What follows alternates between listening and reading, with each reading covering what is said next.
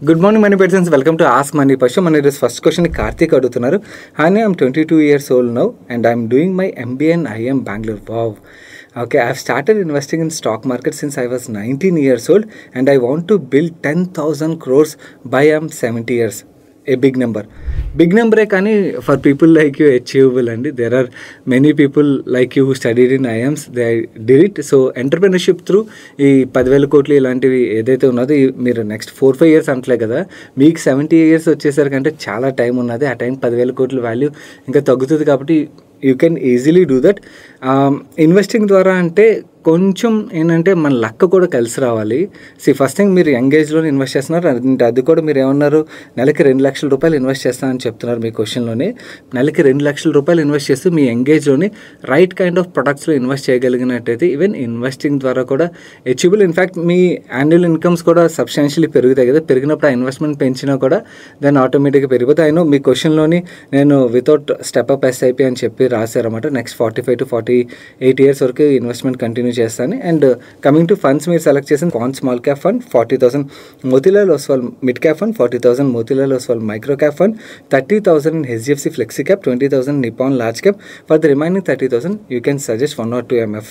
I'm tracking these funds and these funds have delivered 18 to 23% CAGR in last 10 years and I chose these funds because high volatility funds only can help me to generate that 18 to 20% CAGR. I can completely accept the volatility and negative return as well. Got your question, Karthik. See, mutual ఫండ్స్లో 18 to 20% return generate అవుతుందా అని అడుగుతున్నారు కదా. Generate అయ్యే ఆస్కారం అయితే definitely ఉన్నది. But last 10 years ఏదైతే జనరేట్ అయిందో దాని ఆధారంగా మీరు బేసిస్ అయితే తీసుకోవద్దు. అందుకే నేను కొంచెం కన్సర్వేటివ్గా 12% అని చెప్తాను. ఎందుకు 12 అని చెప్తానంటే కొన్నిసార్లు మనకి వేరే సినారీస్ మార్కెట్లో మనం చూడొచ్చు. సో అందు గురించి అని చెప్పి కన్సర్వేటివ్గా 12% అని మాట్లాడతాను. బట్ 18 to 20 జనరేట్ చేయలేం అంటే జనరేట్ అయితే చేయగలం. ఎప్పుడు జనరేట్ చేయగలం అంటే మనం కన్జర్వేటివ్ ఫండ్స్ కన్నా కూడా సమ్టైమ్స్ సెక్టోరల్ కాల్స్ తీసుకోవాల్సి ఉంటుంది, టైమింగ్ కాల్స్ తీసుకోవాల్సి ఉంటుంది. ఇవన్నీ కూడా వర్కౌట్ అవ్వాలన్నమాట. లైక్ ఫర్ ఎగ్జాంపుల్ ఇప్పుడు నేను చాలాసార్లు చెప్తున్నాను, హెల్త్ కేర్ నాకు it looks attractive, financials looks attractive అని చెప్పి. సో అలా ఏదైతే సెక్టర్ మనకి అలా అట్రాక్టివ్ వాల్యుయేషన్ ఉన్నదో ఆ టైంలో అలాంటి సెక్టర్స్లో మనం ఇన్వెస్ట్ చేసుకొని అవి ఎక్స్పెన్సివ్ అయిపోయాక వాటి నుంచి ఎగ్జిట్ అయ్యి ఈ చర్న్ అంతా చేయాల్సి ఉంటుంది. ఇది చేయలేకపోతే మళ్ళీ కష్టం. అంటే నేను ఏదో ఒక కేటగిరీ ఆఫ్ ఫండ్లో ఇన్వెస్ట్ చేస్తాను అలాగే వదిలేసానంటే అలాగే వదిలేసేటట్టయితే 18 to 20% CAGR అన్నది దట్టు నెక్స్ట్ 48 ఇయర్స్ జనరేట్ చేయడం అన్నది చాలా డిఫికల్ట్ అన్నమాట. సో ఫస్ట్ మీరు దాని రిలేటెడ్ మీ స్కిల్ సెట్ పెంచుకోవాల్సి ఉంటుంది. సో దాట్స్ యువర్ హోంవర్క్ నేను ఇస్తుందన్నమాట. అండ్ కమింగ్ టు మీరు సెలెక్ట్ చేసిన ఫండ్స్ విషయంకి వచ్చేసరికి మీరు అంత హై వాలటాలిటీ అండ్ అలాగే అంత హై రిటర్న్ యాంటిసిపేట్ చేస్తున్నారు కాబట్టి లార్జ్ క్యాప్ ఫండ్ కన్నా కూడా ఓకే దాని ప్లేస్లోని ఇంకా యాక్చువల్లీ ఏదైనా సెక్టర్ ఆర్ థీమ్ని సెలెక్ట్ చేసుకోవడం బెటర్. ఏదర్ IT అవ్వచ్చు ఆర్ హెల్త్ కేర్ అవ్వచ్చు, బ్యాంకింగ్ అవ్వచ్చు ఆర్ ఈవెన్ మ్యానుఫ్యాక్చరింగ్ అవ్వచ్చు. Manufacturing can do well for next 10 years అన్నది నా వ్యూ. సో ఓవరాల్గా ఇలాంటి కేటగిరీస్ ఏవైతున్నాయో ఆ కేటగిరీస్లోని మనం యాడ్ చేసుకున్నట్టయితే కన్జర్వేటివ్ ఫండ్స్ కన్నా కూడా మీకు ఎస్ డెఫినెట్లీ నెగిటివ్ రిటర్న్స్ అండ్ అలాగే పేషెన్స్ టెస్ట్ చేసే ఛాన్సెస్ అలాంటి హై రిస్కీ ప్రొడక్ట్స్లో ఎక్కువగా ఉంటుంది. అది టాలరేట్ చేయగలిగిన ఇన్వెస్టర్సే అలాంటి ఫండ్స్ని అయితే చూస్ చేసుకోవాలి. అండ్ టాలరేట్ చేయగలిగితే there is nothing wrong in choosing such funds అన్నమాట. ఇన్ఫ్యాక్ట్ మీకు over a long period it will generate very good return. And మీరు చెప్పిన 2 lakhs బట్టి అసలు అచీవ్ అవుతుందో లేదో కూడా ఒకసారి చూద్దాం. 10,000 కోట్లు క్యాలిక్యులేషన్లోకి తీసుకెళ్తాను. ఫస్ట్ నేను జనరలీ యాంటిసిపేట్ చేసే రిటర్న్ ఏదైతే ఉన్నదో ఆ 12% వేస్ట్ చూస్తున్నాను. 12% అయితే 483 crores అవుతుంది. Let's check at 15%. 15% అయితే 1,397 crores అవుతుంది. 18%లో చూద్దాం. మీరు అన్నట్టుగా 18% అయితే 4,000 crores అవుతుంది కార్తిక్. అండ్ 20% అయితే 8,200 crores. ఇన్ఫ్యాక్ట్ 8,200 crores అంటే యూ హ్యావ్ ఆల్మోస్ట్ రీచ్డ్ అన్నమాట. సో మీరు సేమ్ 2 lakhs ఇప్పుడు 2 lakhs స్టార్ట్ చేశారు, సేమ్ 2 lakhs కంటిన్యూ చేయాలని లేదు కదా. మీ ఇన్కమ్ పెరిగే కొద్దీ మీరు పెంచుతూ ఉంటారు. అలా పెంచినట్టయితే మాత్రం ఈవెన్ ఇన్వెస్ట్మెంట్ త్రూ కూడా మీరు అచీవ్ చేయగలుగుతారు. బట్ దీనికన్నా ఫాస్ట్గా నేనైతే చాలా కాన్ఫిడెంట్గా ఉన్నాను. మీరు IIMలో చదువుతున్నారు కాబట్టి ఎంటర్‌ప్రెన్యూర్‌షిప్ త్రూ ఇంకా త్వరగానే బిల్డ్ చేసేస్తారని. So all the best. మీరు అడిగిన నెక్స్ట్ క్వశ్చన్కి ఆన్సర్ చేసే ముందు స్మాల్ రిమైండర్ గైస్, వీడియోలో షేర్ చేసిన ఇన్ఫర్మేషన్ హెల్ప్ఫుల్ అవుతుంది అనిపించినట్టయితే వీడియోని తప్పకుండా తప్పకుండా లైక్ చేయండి. అండ్ అలాగే మీకు కూడా ఏదైనా క్వశ్చన్ మమ్మల్ని అడగాలనిపించినట్టయితే #AskMoneyPerson రాసి మీ క్వశ్చన్ రాసినట్టయితే మీ క్వశ్చన్స్ మాకు రీచ్ అవుతాయి. నెక్స్ట్ క్వశ్చన్ సంతోష్ గారు అడుగుతున్నారు. I have took some positions Shriram Piston and Rings after checking their investor document and corporate action call. I was happy that it's going to increase their business expansion into electric vehicles, but I don't see any growth since then. Please let me know long-term view what can be expected from this stock. Okay, దీని రిలేటెడ్గా ప్రీవియస్గా కూడా మాట్లాడుకున్నట్టున్నామండి. Sriram piston ఏదైతే ఉన్నదో really good company. And in fact మీరు growth కనబడలేదు అంటున్నారు కదా, మేబీ మీరు స్టాక్ ప్రైస్ పరంగా చూసి గ్రోత్ కనబడట్లేదు అనుకున్నారేమో. But actually industry last year 7% grow అయితే this company has grown at 14%. అంటే ఇండస్ట్రీ కన్నా కూడా చాలా బాగా గ్రో అయ్యారు. And in fact they added market share కూడా. అది ఈ కంపెనీ సిఎన్జీ పిస్టన్స్ ఏవైతే దాంట్లో market leader. Bajaj CNG two wheeler launch అవుతుంది. ఒకవేళ హిట్ అయింది అనుకోండి, దెన్ ఆటోమేటిక్గా వీళ్ళకి చాలా మంచి గ్రోత్ వచ్చే ఆస్కారం ఉంటుంది. And already company is doing really good. And ఈ Q4లోనే వీళ్ళ మధ్యప్రదేశ్లో ఉన్న ప్లాంట్ ఏదైతే ఉన్నదో కమర్షియలైజ్ కూడా అయింది. సో నెక్స్ట్ ఇయర్ ఈ ప్లాంట్ నుంచి కూడా మంచి రెవెన్యూస్ అయితే యాంటిసిపేట్ చేయొచ్చు.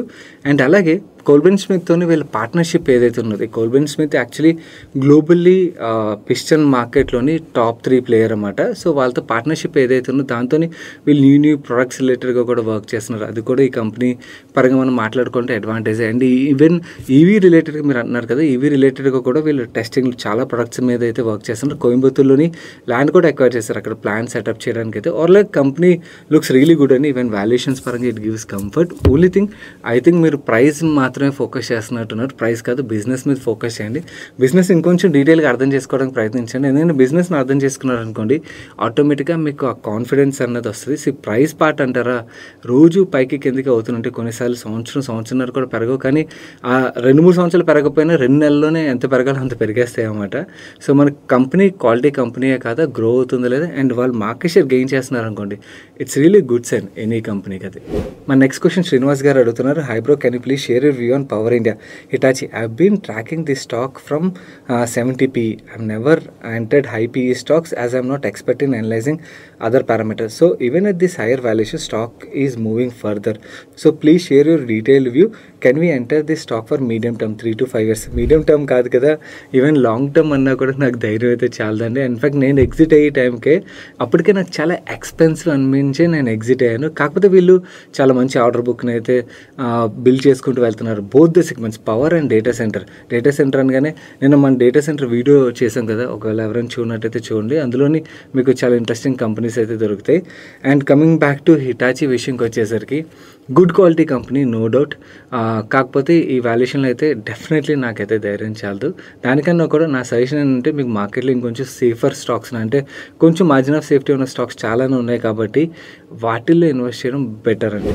My next question, Umashankar garu adugutunnaru. I have invested around 5 lakhs in mutual funds in my daughter's name. Now she wants to go for MS. Now can I redeem these funds or shall I keep continuing these funds? If I continue these funds, if she gets job in US after her MS, how would Indian taxation applicable? Presently she is not filing any income tax returns in India because she don't have income. Okay, Umashankar గారు, దానికన్నా ముందు అంటే NRA part మాట్లాడతాను. దానికన్నా ముందు మీరు చేయాల్సిన పని ఏంటంటే, మీరు పాప పేరు మీద తను మైనర్గా ఉన్నప్పుడు ఇన్వెస్ట్మెంట్ అయితే చేస్తుంటారు. తను మేజర్ అయిపోయినట్టయితే first minor to major conversion అయితే చేయాల్సి ఉంటుందండి. తన పేరు మీద మీరు మేజర్ది పాన్ కార్డ్ తీసుకోవాలి అండ్ అలాగే బ్యాంక్ అకౌంట్ ఓపెన్ చేయాలి. ఓపెన్ చేసిన తర్వాత ఆ ఫోలియోని మైనర్ టు మేజర్ కన్వర్ట్ చేసిన తర్వాతే మీరు డబ్బులు రీడీమ్ చేయగలరు. ఓకే, ఫస్ట్ థింగ్ అది మీరు ఇప్పుడు రీడీమ్ చేయాలన్నా. సో అది చేసి మీరు రిడమ్షన్ చేసుకోండి. ఎస్, రిడమ్షన్ చేసేయచ్చు.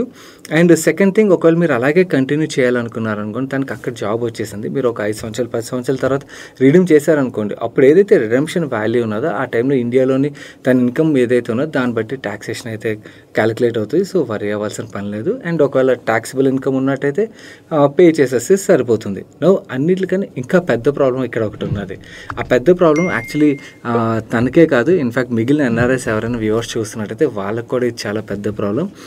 మనం ఇండియాలో ఉన్నప్పుడు ఇండియన్ కింద పాన్ కార్డ్ అయితే తీసేసుకుంటాం. తీసుకున్న తర్వాత కొన్ని సంవత్సరాలకి వేరే కంట్రీకి వెళ్ళిన తర్వాత అదే పాన్ నెంబర్ కంటిన్యూ చేస్తాం. ఎందుకంటే ఇప్పటివరకు మనకి ఎటువంటి ప్రాబ్లం లేదు కాబట్టి. అండ్ ఆ పాన్ యూజ్ చేసి వేరియస్ మ్యూచువల్ ఫండ్స్లో వాటిల్లో ఇన్వెస్ట్ చేసి ఉంటాం. అండ్ ఆ పాన్ యూజ్ చేసినప్పుడు ఇండియన్ కింద కాకుండా ఎన్ఆర్ఐ కింద ఇన్వెస్ట్ చేస్తుంటాం. ఎందుకంటే కేవైసీ ఇవన్నీ కూడా ఎన్ఆర్ఐ అని చెప్పి కేవైసీ చేస్తుంటాం. బట్ ఇప్పుడు కొత్తగా వచ్చిన రూల్ ఏంటంటే ఆ పాన్ కార్డ్ ఏదైతే ఉంది కేవైసీ ఎన్ఆర్ఐ ఉన్నా సరిపోదు. అండ్ ఫోలియోలోని ఎన్ఆర్ఐ అకౌంట్ ఎన్ఆర్ఓ అకౌంట్ ఉండి ఎన్ఆర్ఐ స్టేటస్లో ఉన్నా కూడా సరిపోదు. ఆ పాన్ కార్డ్లో కూడా ఇండియన్ కింద పాన్ కార్డ్ తీసుకున్నట్టయితే దాన్ని నాన్ రెసిడెంట్ కింద కన్వర్ట్ చేయాల్సి ఉంటుందంట. So that's a big headache. Currently SEBI అయితే దీని రిలేటెడ్గా రిలాక్సేషన్ అయితే ఇచ్చారు. యాక్చువల్ మొన్న రిడమ్షన్లు అవి ఆపేశారు అండ్ అలాగే ఎస్ఐపీలు ఇవన్నీ ఆపేశారు. సో దానివల్ల చాలామంది ఇన్వెస్టర్ల కింద కామెంట్ సెక్షన్ ఇవే క్వశ్చన్స్ వచ్చాయన్నమాట. కరెంట్లీ ఈ ప్రాబ్లం ఎన్ఆర్ఎస్ ఫేస్ చేస్తున్నారు. ఇది మాత్రం కాదు, వేరే other KVC related problem face చేస్తున్నారు కాబట్టి రిలాక్సేషన్ అయితే ఇచ్చారు. బట్ అగైన్ ఈ రూల్ని అయితే స్ట్రిక్ట్గా ఇంప్లిమెంట్ చేసేస్తారు. అది ఇంప్లిమెంట్ చేసినప్పుడు మీ ఇన్వెస్ట్మెంట్స్ ఆగిపోతే, మీరు ఒకవేళ రిడమ్షన్ చేయాలనుకున్నట్టయితే రిడమ్షన్ ఆగిపోద్ది. ఇవన్నీ ప్రాబ్లమ్స్ ఫేస్ చేయాల్సి వస్తుంది. కాబట్టి ఫస్ట్ ఇమీడియట్గా ఎన్ఆర్ఎస్ అందరూ కూడా మీ ప్యాన్లో స్టేటస్ని అయితే అప్డేట్ చేసుకోండి. And me NRI friends and relatives ఎవరైతే ఉంటారో వాళ్ళకి ఇన్ఫర్మేషన్ చాలామందికి తెలియదు కాబట్టి తప్పకుండా వాళ్ళకి ఇన్ఫర్మేషన్ అయితే షేర్ చేయండి. ఎందుకంటే ఇప్పుడు టైం ఉన్నది కాబట్టి ముందే చేసుకోవడం బెటర్. ఎందుకంటే సడన్గా మనకి డబ్బులు అవసరమై రీడీమ్ చేసుకోవాలి అండ్ ఈ రూల్ అప్లికబుల్ అయిపోయింది, మనకు తెలియదు, మన డబ్బులు విడ్రాల్ని ఆపేశారనుకోండి. ఆ టైంలో మీరు ప్యాన్లో స్టేటస్ చేంజ్ చేసి ఆ ప్యాన్ వచ్చిన తర్వాత కేవైసీ ఇవన్నిటిని చేంజ్ చేసుకోవాలంటే అదో నెల, 45 రోజులు, 2 నెలలు, what ever time it takes. ఎందుకంటే మీ వర్క్ ఇవన్నీ మేనేజ్ చేసుకుని చేయాలి కాబట్టి అలా టైం డిలే అయింది అనుకుని ప్రాబ్లం ఫేస్ చేసే ఆస్కారం ఉంటుంది. కాబట్టి ముందుగానే చేసుకోండి. And me friends and relatives ఎవరైతే ఎన్ఆర్ఐస్ ఉన్నారో వాళ్ళకి ఇన్ఫర్మేషన్ అయితే తప్పకుండా పాస్ ఆన్ చేయండి. మన నెక్స్ట్ క్వశ్చన్ కళ్యాణ్ అడుగుతున్నారు. హాయ్ నా ఏజ్ 22 years. నేను మ్యానుఫ్యాక్చరింగ్ ఇండస్ట్రీలో కమింగ్ ఇయర్స్లో చాలా మంచి గ్రోత్ ఉంటుంది అని చెప్పి యాంటిసిపేట్ చేస్తున్నాను. నేను దాని గురించి నేను ఎవ్రీ మంత్ 1,500 రూపీస్ ఇన్వెస్ట్ చేద్దాం అనుకున్నాను. ఎందుకంటే ప్రజెంట్ నాకు జాబ్ లేదు. సో బేసిక్ అమౌంట్తో స్టార్ట్ చేద్దాం అనుకున్నాను. మ్యూచువల్ ఫండ్స్ సెలెక్ట్ చేసుకోవాలంటే కొంచెం హెల్ప్ చేయండి. హాయ్ కళ్యాణ్, మీ థాట్ ప్రాసెస్ అయితే కరెక్టే. Even I agree with your thought process. Manufacturing థీమ్లోనే చాలా మంచి గ్రోత్ అయితే మనం యాంటిసిపేట్ చేయొచ్చు. ఇన్ఫ్యాక్ట్ ఈ డెకేడ్లోని ఈ థీమ్ బాగా ఇన్వెస్టర్లకు రిటర్న్ ఇస్తుందని అయితే అనుకున్నాను. నో మ్యానుఫ్యాక్చరింగ్ ఫండ్స్ విషయంకి వచ్చేసరికి ఆల్రెడీ మార్కెట్లో చాలా ఫండ్స్ ఉన్నాయి. రీసెంట్గా హెచ్డిఎఫ్సి వచ్చింది అండ్ ఆల్రెడీ హెచ్డిఎఫ్సి మాత్రమే కాకుండా వేరే అదర్ ఫండ్స్ కూడా ఉన్నాయి. వీటిలోని ఏవి బెటర్గా పర్ఫామ్ చేస్తున్నాయి నన్ను అడిగినట్టయితే నాకు కనబడిన దాని ప్రకారం క్వాంట్ అండ్ ఐసిఐసిఐ ఫండ్స్ ఏవైతున్నాయో అవి కొంచెం బెటర్గా పర్ఫామ్ చేస్తున్నాయి. మీ అనాలిసిస్ మీరు చేయండి. ఈ రెండు నాకు బాగానే కనిపించి అండ్ ఓవరాల్గా ఈ కేటగిరీలో మ్యానుఫ్యాక్చరింగ్ థీమ్లో ఉన్న ఫండ్స్ ఏవైతున్నాయో ఆ ఫండ్స్ యొక్క పేర్లు అయితే నేను ఇక్కడ చూపిస్తాను, ఒకసారి చెక్ చేయండి.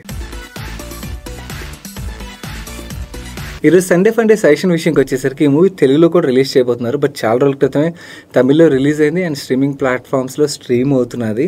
ఓకే, లాంగ్వేజ్తో ప్రాబ్లం లేదు, సబ్ టైటిల్తో చూసే అలవాటు ఉన్నట్టయితే డాడా అని చెప్పి ఒక మూవీ ఉంటుంది, you can check it out. లేదా తెలుగులో రిలీజ్ అయ్యే వరకు వెయిట్ చేస్తే ఐ డోంట్ థింక్ థియేటర్లో ఎక్కువ రోజులు ఉండకపోవచ్చు, మళ్ళీ అగైన్ ఓటీటీలో అయితే వచ్చేస్తుంది. But nice movie. Next question answer చేసే ముందు ఇందాక మ్యానుఫ్యాక్చరింగ్ థీమ్ గురించి మాట్లాడాను కాబట్టి ఇంకో థీమ్ రిలేటెడ్గా కూడా ఇన్ఫర్మేషన్ షేర్ చేయాలని అయితే అనుకున్నాను. చాలా సంవత్సరాల తర్వాత రూరల్లోని గ్రోత్ కనబడుతుంది. రూరల్ మార్కెట్లో గ్రోత్ కనబడక మనం చూస్తున్నట్టయితే 2-wheeler కంపెనీస్ పెద్దగా పర్ఫామ్ అయితే చేయలేదు. ఓన్లీ టీవీఎస్ అండ్ బజాజ్ కొంచెం బాగా పర్ఫామ్ చేసింది. బజాజ్ కూడా లాస్ట్ 1 yearగా బాగా పర్ఫామ్ చేసింది. వేరే హీరో విషయంకి వచ్చేసరికి అలాగే ఉండిపోయింది. అండ్ అలాగే మారుతి కూడా లాస్ట్ 1 yearలోనే కొంచెం పర్ఫార్మెన్స్ అయితే మనకు కనబడుతుంది. అండ్ ఎఫ్ఎంసీజీ కంపెనీస్ చూసినట్టయితే చాలా స్ట్రగుల్ అవుతూ వచ్చాయి కదా.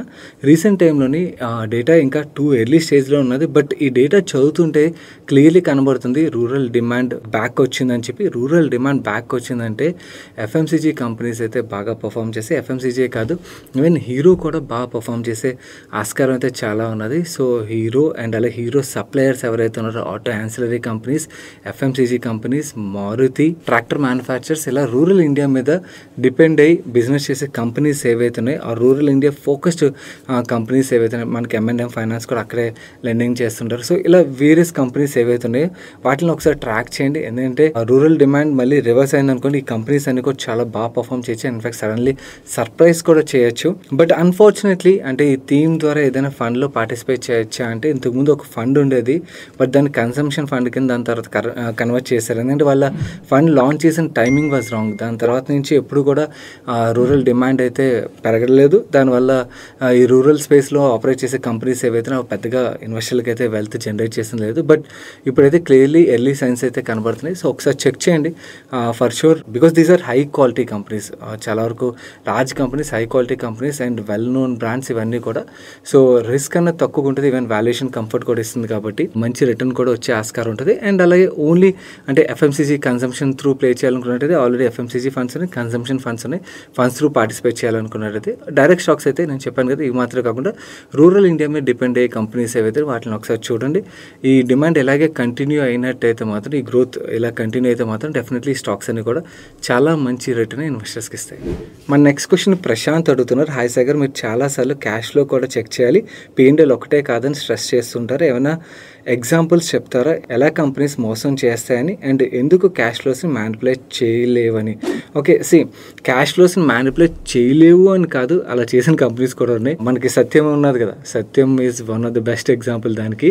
కానీ కొంచెం టఫ్ అన్నమాట. P&L మ్యానిపులేట్ చేయడం చాలా ఈజీ. ఎందుకంటే P&Lలోని వాళ్ళు సేల్ చేస్తామని చెప్పి ఇన్ని ప్రోడక్ట్స్ మేము సేల్ చేస్తామని చెప్పి రాశారనుకోండి, ఆ ప్రోడక్ట్ సేల్ చేసిన దానికి క్యాష్ ఏదైతే రావాలో క్యాష్ రాలేదు అని చెప్పి ఏంటంటే P&Lలో మొత్తం డిక్లేర్ చేసేస్తారు. క్యాష్లోకి వచ్చేసరికి రిసీవబుల్స్లో ఉన్నాయని చెప్పి చూపిస్తారన్నమాట. సో అందు గురించి అని మనం అసలు నిజంగా క్యాష్ వచ్చింది లేదా, అసలు 1 సంవత్సరం క్యాష్ ఫ్లోస్ నెగిటివ్ ఉన్నా పర్లేదు, అది ప్రాబ్లం కాదు. ఒక 10 year టైంలోనే అట్లీస్ట్ కంపెనీ యొక్క క్యాష్ ఫ్లోస్ ఏవైతే ఉన్నాయో అట్లీస్ట్ 7-8 years అయితే పాజిటివ్ అయితే ఉండాలన్నమాట. అలా ఉంటే ఇట్ ఈస్ గుడ్. అండ్ P&Lకి క్యాష్ కన్వర్షన్ ఏదైతే ఉందో దాని పర్సంటేజ్ అనేది కొంచెం బెటర్గా ఉంటే ఇట్ ఈస్ గుడ్ అన్నమాట. మీరు ఎగ్జాంపుల్ గురించి అడుగుతున్నారు కాబట్టి రీసెంట్గా సెబీఏ పట్టుకున్నది యాడ్ షాపీ ఈ రీటైల్ అని చెప్పి ఒక కంపెనీ ఇలాగే P&L మ్యానిపులేట్ చేస్తుందని చెప్పి. ఒకసారి దాని కేసు సెబీది ఏదైతే ఉన్నదో చదవండి, అది చదివితే మీకు యాక్చువల్లీ ఎలా చేశారు ఇవన్నీ కూడా క్లియర్గా ఎక్స్ప్లెయిన్ చేస్తారు. సో దాన్ని బట్టి మనకి అర్థమవుతుంది అన్నమాట. అంటే ఫ్యూచర్లో ఏమైనా కంపెనీస్ ఇలా చేస్తున్నట్టయితే మనం ఎలా జాగ్రత్తగా ఉండాలని చెప్పి. ఇంకేదైనా ఎగ్జాంపుల్ గురించి మీరు నన్ను అడిగినట్టయితే, ఇంకా అంటే ఈ కంపెనీ ఫ్రాడ్ అని నేనైతే చెప్పట్లేదు, ఎందుకంటే ఏ రెగ్యులేటర్ ఫ్రాడ్ అంటలేదు కాబట్టి. అండ్ ఫ్రాడ్ చేస్తూ ఉండకపోవచ్చు కదా, మేబీ ఫ్యూచర్లో వీళ్ళ క్యాష్ ఫ్లోస్ రావచ్చు కూడా. బట్ యాజ్ ఆఫ్ నో చూసినట్టయితే నాకు సిమిలర్ సైన్స్ కొంచెం వరకు కనబడుతున్న కంపెనీ సిర్మా SGS. ఈ సిర్మా SGS యొక్క లాస్ట్ 3 years మీరు నెట్ ప్రాఫిట్ చూసారనుకోండి, 57 crores, 123 crores, 124 crores ఇలా చూపిస్తున్నారు. Versus cash flow from operations part ఏదైతే ఉందో, నేను ఈవెన్ ఫ్రీ క్యాష్ ఫ్లోస్ గురించి కూడా మాట్లాడలేదు, cash flow from operations part ఏదైతే ఉందో దాంట్లోనే మీకు నెగిటివ్ నెంబర్లు కనబడతాయి. 2022లోని 15 crores పాజిటివ్ ఉన్నది, but last 2 yearsలోని 70 crores, 114 crores.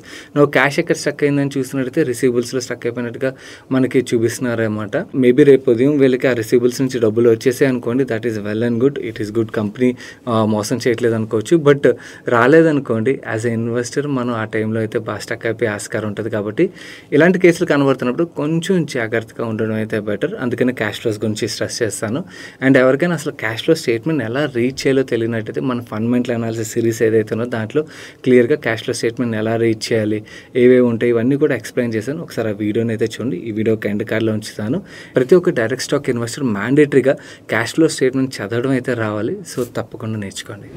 My next question Suresh Kumar garu adugutunnaru, please tell me about Mastech share and is it right time to buy? Okay, Mastech company paranga maatladukolante really good company no doubt. కాకపోతే మీరు right time to buy అన్నారు కదా, దానికి answer it depends on me holding period మీద depend అయి ఉంటుంది. మీరు 5 years 10 years ఇలా ఆలోచిస్తున్నారు అనుకోండి, దెన్ డెఫినెట్లీ కరెంట్ ఐటీ ఏదైతే సెక్టర్ ఉన్నదో ఈవెన్ గుడ్ కంపెనీస్ ఏవైతే ఉన్నాయో వాటిలో ఇన్వెస్ట్ చేయడం అసలు తప్పేలేదు. ఎందుకంటే గ్రాడ్యువల్లీ అక్యుములేట్ చేసుకోవచ్చు. దిస్ ఈజ్ అక్యుములేషన్ టైం అన్నమాట. కానీ అదే మీ హోల్డింగ్ పీరియడ్ 1 year 2 years అలా ఆలోచిస్తున్నారు అనుకోండి, 1 year 2 yearలో మీకు పెద్దగా రిటర్న్ కనబడిపోయే ఆస్కారం చాలా ఎక్కువగా కూడా ఉన్నారు. ఎందుకంటే డెవలప్డ్ ఎకానమీస్ ఏవైతే ఉన్నాయో అక్కడ గ్రోత్ వస్తే కానీ మనకి ఐటీ కంపెనీస్లోని గ్రోత్ అయితే రాదు. సో నెక్స్ట్ 1 yearలో అక్కడ గ్రోత్ వచ్చేటట్టయితే కనబడట్లేదు. కాబట్టి కొంచెం ఐటీ సర్వీసెస్ కంపెనీస్ మీద అయితే ప్రెషర్ ఉంటే ఆస్కారం ఉంటుంది. బట్ ఇలాంటి సినారీస్లోనే మీకు కంపెనీస్ మంచి వాల్యుయేషన్లో దొరుకుతాయి. ఎందుకంటే ఐటీ కంపెనీస్ మంచి క్యాష్ జనరేటింగ్ బిజినెసెస్, ఇవన్నీ మంచి రిటర్న్ రేషియోస్ జనరేట్ చేసే బిజినెస్లు. సో ఇలాంటి బిజినెస్లు మీకు ఎప్పుడు కూడా లో పీ మల్టిపుల్స్లో అయితే దొరకవు. ఇప్పుడు మాస్టెక్ చూసినట్టయితే చాలా మంచి పీ మల్టిపుల్ అయితే దొరుకుతుంది. మాస్టెక్ కాదు, most of the IT stocks ఏవైతే మంచి వాల్యుయేషన్లు అయితే దొరుకుతున్నాయి. ఎవరైతే వెరీ లాంగ్ టర్మ్ ఇన్వెస్టర్స్ ఉంటారో IT as a space definitely చూడొచ్చు. బట్ షార్ట్ టర్మ్కి అయితే మాత్రం you should be bit careful. That's it for today's Ask Money Paisa guys. వీడియోని ఇప్పుడు లైక్ చేయనట్టయితే వీడియోని లైక్ చేసి మీ ఫ్రెండ్స్ అండ్ ఫ్యామిలీ మెంబర్స్ తప్పకుండా షేర్ చేయండి. అండ్ అలాగే ఎండ్ కార్డ్లోని మన రీసెంట్ వీడియోస్ అయితే వస్తాయి, చూడనట్టయితే తప్పకుండా చూడండి. నేను సాయి కృష్ణ పత్రి మరొక మంచి వీడియోతో మీ ముందుకు వస్తాను. Till then bye bye, take care.